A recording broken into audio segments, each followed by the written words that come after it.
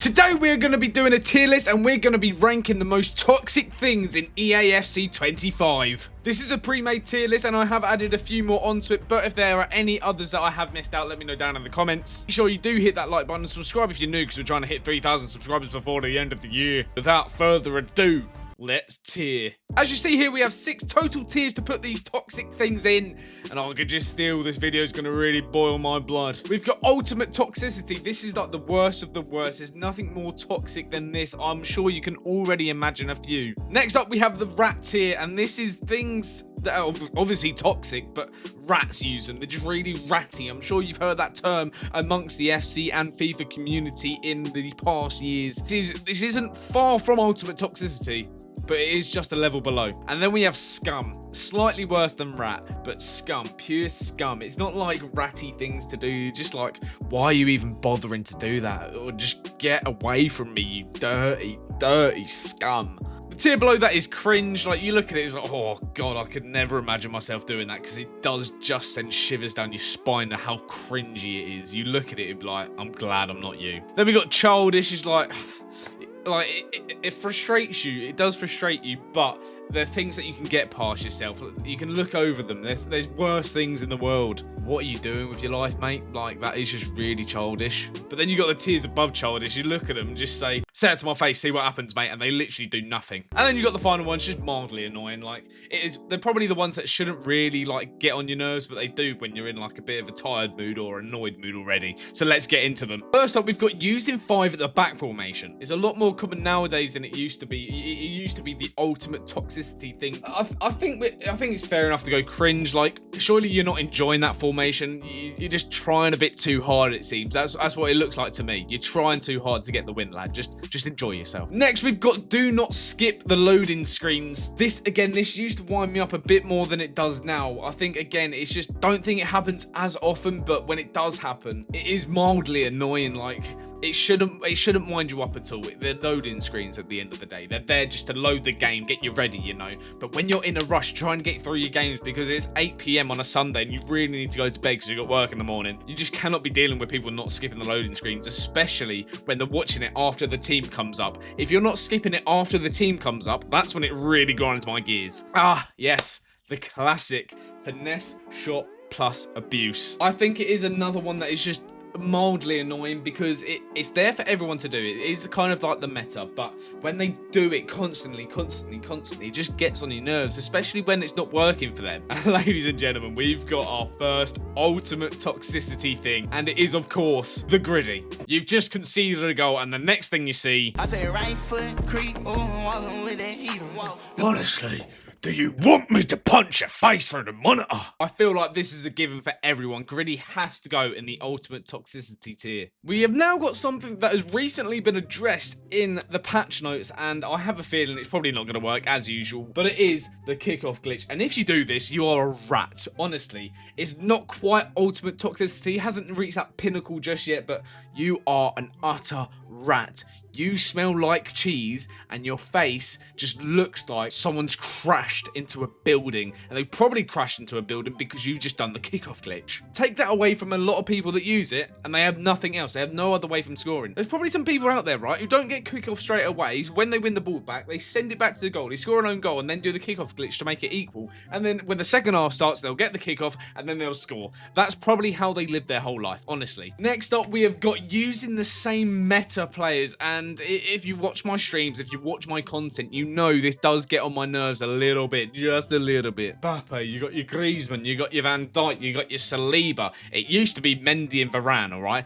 That level of bad. It is so annoying when you come up against the same team over and over and over and over again. I'm going to go for childish. I feel like, especially this year, there's a bigger pool of players that you can use. For example, the female striker icon, people won't even blink twice when they pack her because she's not meta. No, I don't want to use that. That's not what the pros are using. Parking a bus, it's kind of like a thing of the past, but trust me, there are still people that do this. And by golly, does that make you a rat. Passing round the back when you're 1-0 up and there's 40 minutes left. Oh, I want to spit on you because you're literal scum of the earth. But yeah, you're mate. You are the type of people that I just see stuck to the floor. And the only way to get you off is to scrape you off because you're a scum. Another scummy thing to do is pausing for you to quit. Wow, wee wah. I know where the pause button is. I know how to get out the game. There's a reason I haven't left yet. Because one, you're probably not good enough for me to actually leave, and it's probably only just 1-0, and you got a bloody rebound goal or something, or a corner goal or something. Like, I'm going to beat you. That is what I've got in my head. This is why I haven't left yet. But the very millisecond you press that pause button to get me to leave, you best believe, whether it's the rest of the game, whether it's only 10 minutes, whatever, I'm staying in the game. I don't care if this is petty or not. And all it is because I know you want me to leave, so I'm not going to do it. We've got another ultimate toxicity one here. Everyone can agree with this. Quitting when you're drawing, especially, right, at 0-0 at the beginning of the game when the game hasn't even started. If you're not looking to play and you're just ready to get rid of the games, just give me the free win. Sharp. How about that? Just sharp and give me the win. Rubber banding. It is just cringe. It is very cringe. Especially in Rush, right? Rush, when you're rubber banding, brother, it's 7 minutes. It's 7 minutes. You need wins a lot of the time. You need to be helping your teammate. We do have one that we're probably all guilty for. I am, if I'm honest. I'm quite guilty for this. It is ultimate toxicity, and it is sending messages after the game. I don't know what it is. Recently, I've got more into sending voice messages because I feel like it really gets my anger and kind of point across.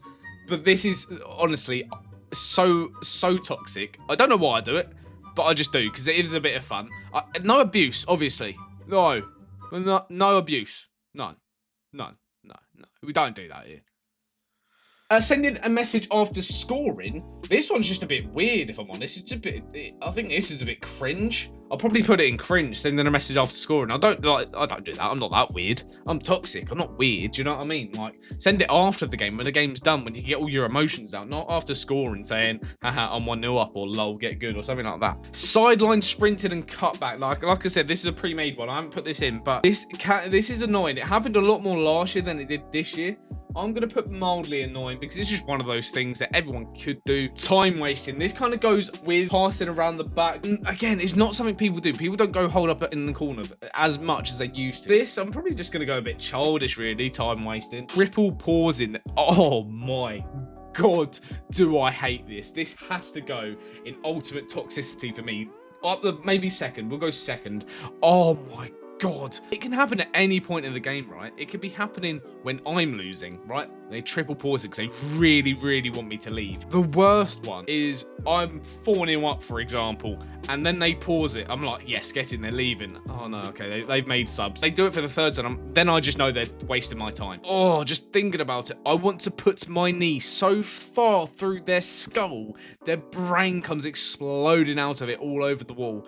Honestly, it is so infuriating. Using 71 depth, this is mildly annoying. I don't even know if it's 71 depth this year, if I'm honest. It might be a bit lower, but it's just something you can combat. You can play against it. For this one, I feel like I'm in the minority because I don't hear a lot of people say it, but using lone players, especially icons in foot champs, it is so ratty.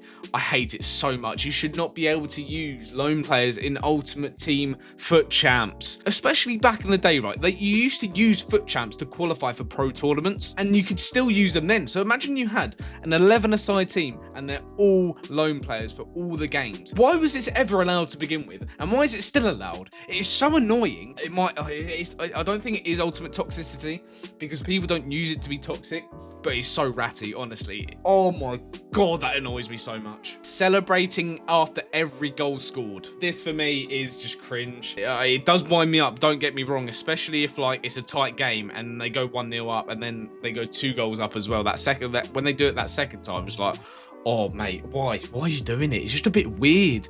Like, you actually get a thrill from doing a celebration. Unless someone's doing a celebration to me, I don't celebrate. I just L1 R1 it skips that, move on, because I'm trying to get through these games. Moving a goalkeeper, I wouldn't say this is that high up, if I'm honest. It's mildly annoying because again, you can combat it. If you know they're going to move the keeper, the next time you just go the other side because more than likely they're going to move it. And it does get on my nerves in those games where I'm really struggling, then I get through and then they move it because I've forgotten they've moved it the last time. But that's on me, you know, that's on me. And then finally, we've got power shot plus abuse. I don't find this that bad, if I'm honest, because I do it myself. So I'm going to say mildly annoying for this one, because again, it's part of the game. You just have to like defend against it. You need to know how to put your player in front of that to stop it from happening. But this is my tier list of the ultimate toxic things in EAFC 25. Let me know if I've got anything really wrong, or if I've hit everything on the nail here, and let me know if there's anything I've missed. Make sure you hit that like button, subscribe if you're new, and as always, I hope you have a good day, a great week, and I'll catch you in a bizzle.